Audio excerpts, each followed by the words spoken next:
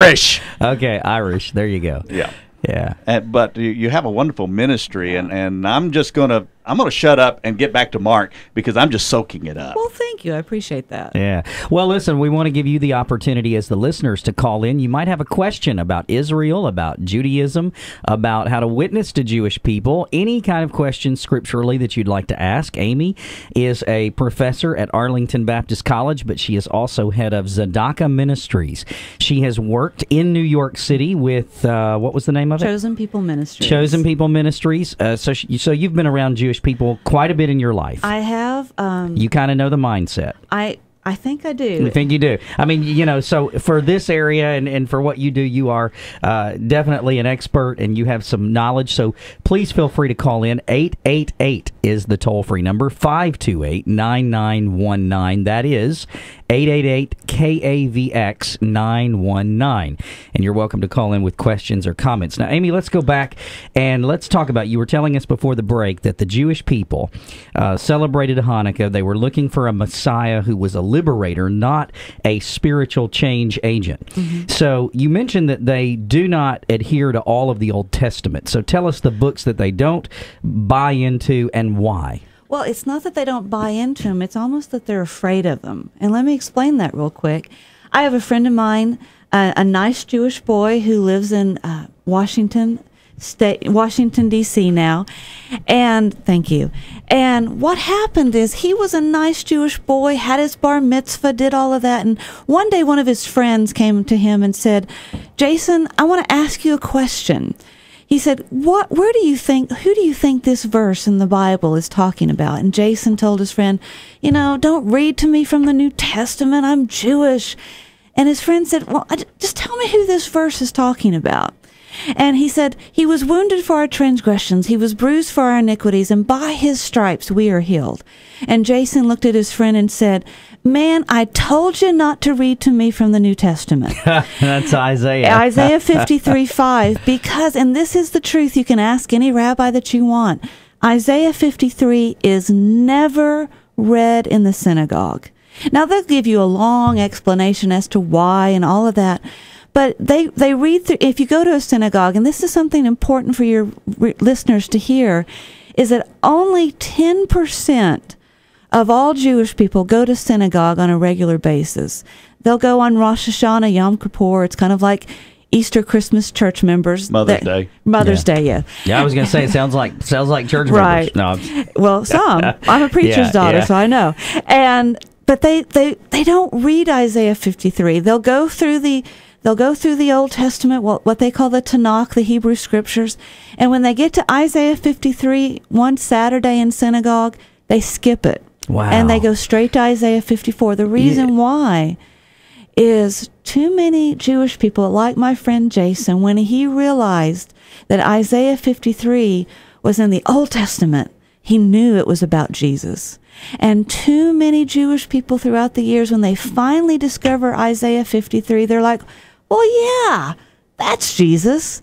And there's another book that we love, and it's in the Tanakh.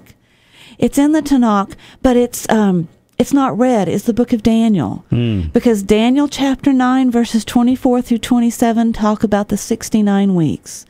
And when you get your calendar together and your Hebrew calendar from the order to rebuild the wall until the coming of the Messiah 490 years. 483 years. Oh, 83 years. That's okay.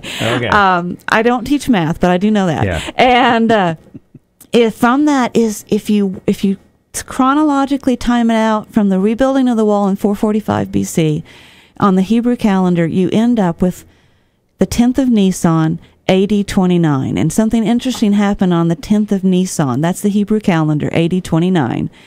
Jesus was on a donkey riding through Jerusalem. Mm-hmm. And when they figure that out, it's like the light bulb finally comes on. Yeah. Oh, they see the light. There you go. They see the light. The light of Christ. Well, we want to take a phone call now. Rebecca is on the line. And Rebecca, welcome to today's News, Issues, and Feedback. Do you have a question or comment?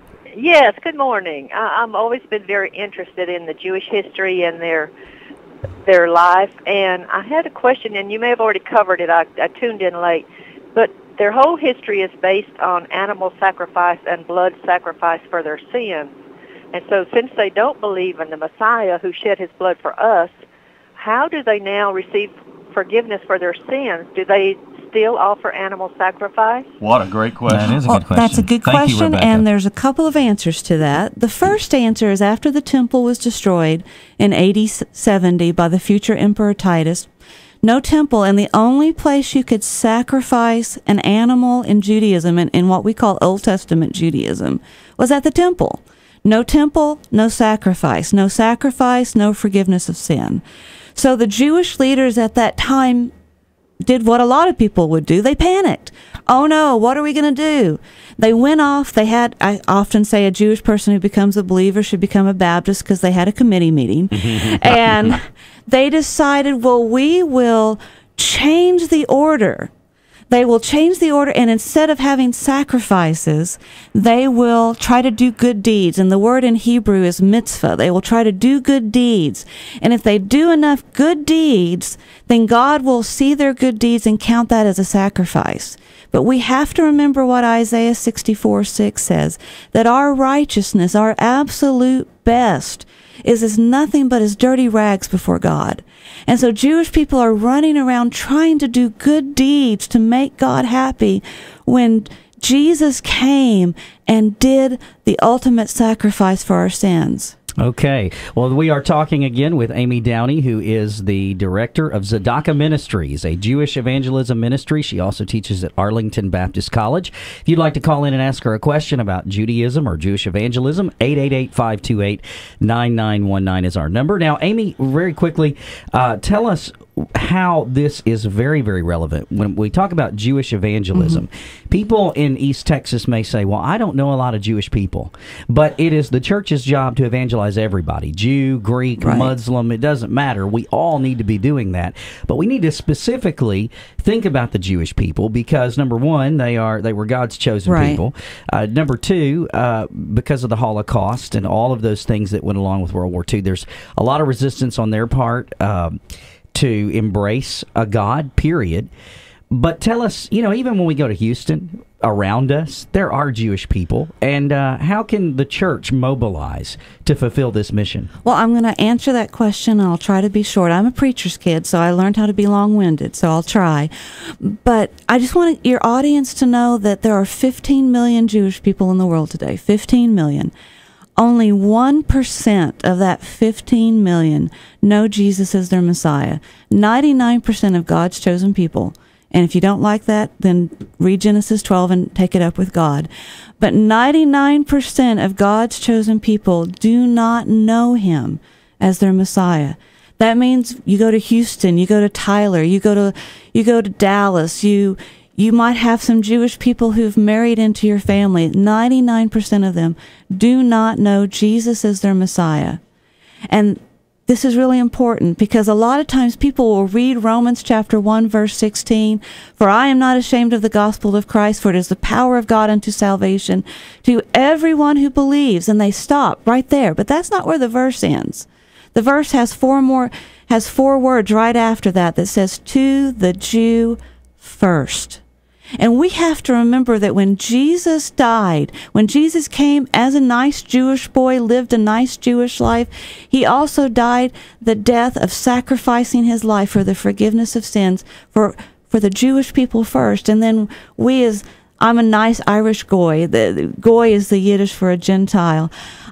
But I got to hear the gospel because first he came to the Jewish people, and then a nice Jewish boy named Paul brought it to the rest of us. But even when Paul brought the gospel to the Gentile, every time he went into a new city, you know where he went first? He went to the synagogue because he had to go to his people first, and then he came to the rest of us. And Romans 11:11 tells us that our job as Gentiles, our job as Christians in the church, is to return the gospel to the Jewish people, to make them jealous or envious, depending on what version you have, to make the Jewish people jealous for Jesus. And that is our job. Okay. Well, Amy, we're about to run out of time. We have 1 minute, but let me say this. Say that someone is really interested in your ministry that you're doing. How can they find out more on the World Wide Web? Okay. two places. You can go to the ministry's blog site, which is mysterysolvedwithmessiahjesus.wordpress.com, or you can go to the ministry website, and I'll spell this because I know it's a difficult word, but www.tzedakahministries.org, and Tzedakah is the Hebrew word for righteous, TZEDAKAH ministries.org. And if you go to that website, email me at and I'll give you two email addresses. My easy one to remember is amykarendowney@yahoo.com or info@tzedakahministries.org, and I will be glad to answer any and all questions you have. And we'll try to put this on our blog as well. No, Mark will put this. Okay, thank put you. I this on the appreciate blog. that. So I got TZ down, and that's it. Okay, Amy, thank you for being on our Thank show. you. We want to remind you, go to our blog, kavx.org. You can log on there. You can click on the Today's News Issues and Feedback link, and you can find out all the information and comment more on this story. Amy Downey, Tzedakah Thank you Ministries, very thank much. you very much. We'll see you tomorrow, Free for All Friday.